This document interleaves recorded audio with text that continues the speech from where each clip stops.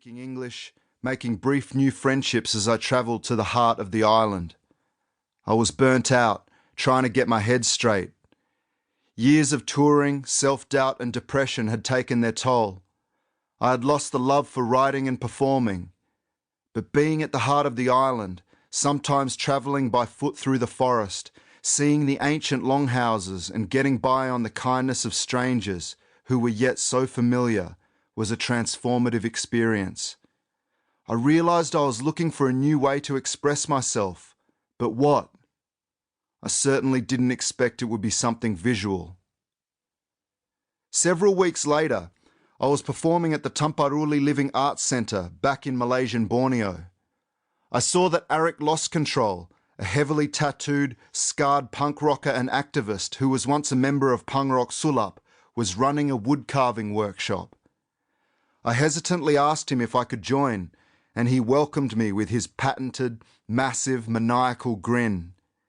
Sitting on the earth, he taught me how to cut my designs into the wood with a U or V-shaped gouge, then roll it with ink and press it to the paper or cloth.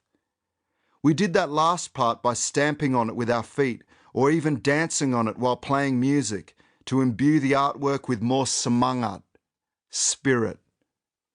Pressing the prints using your feet is a very Southeast Asian way of doing it, and if I'm not mistaken, something Borneans learned from the great Indonesian collective Taring Padi, although I have heard of people in Cambodia doing it this way as well. The first thing I carved was the most beautiful thing I knew, although I had never seen one, a Bornean clouded leopard. If I made a mistake while carving, it was done. Writing letters backwards, because the woodblocks print in mirror image, was a constant source of early mistakes. There were ways of covering it up, but really you just had to move on.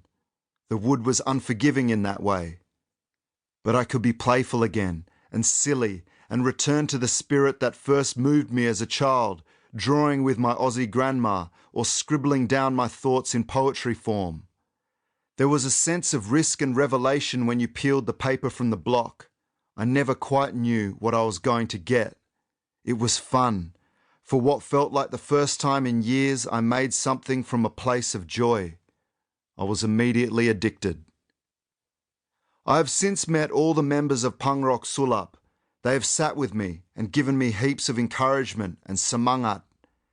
In Australia, there were people instrumental in helping me with my prints and encouraging me with my art, principally Claire Jackson, Rinaldo Hartanto and Tim Pauschek at Megalo Print Studio in Canberra, as well as my friends Abdullah and Jason Fu. In a time when we cannot travel, windows and mirrors become portals to strange reveries and memories. The ripples from the big events in our histories, family trauma, colonisation, heartbreak, wash up on our shores unexpectedly.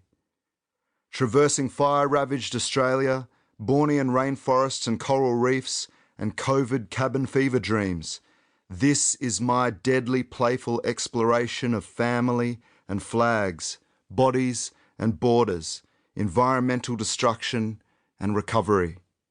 As they say in the Suluk language, Layag Sug, let's sail together. Islands. Seismic upheaval beneath the page's glass skin. Syllables bubble up, mistakes made of magma. They become muscled with mineral and moment, fern, fluorescent flowers that lead down to the shore, reflecting the coral that blooms and wanes beneath the waves, the jellyfish blue pulse. Time anneals the page into a mirror, but the right temperature can create fierce clarity, deep down to the bottom. Sweep out the circular net, reticello pattern of shadow, comb the sea grasses and algae at low tide for squid, shrimp, and the songs of lost sailors. The Offering, for Benji. Bodies and water. Bodies of water.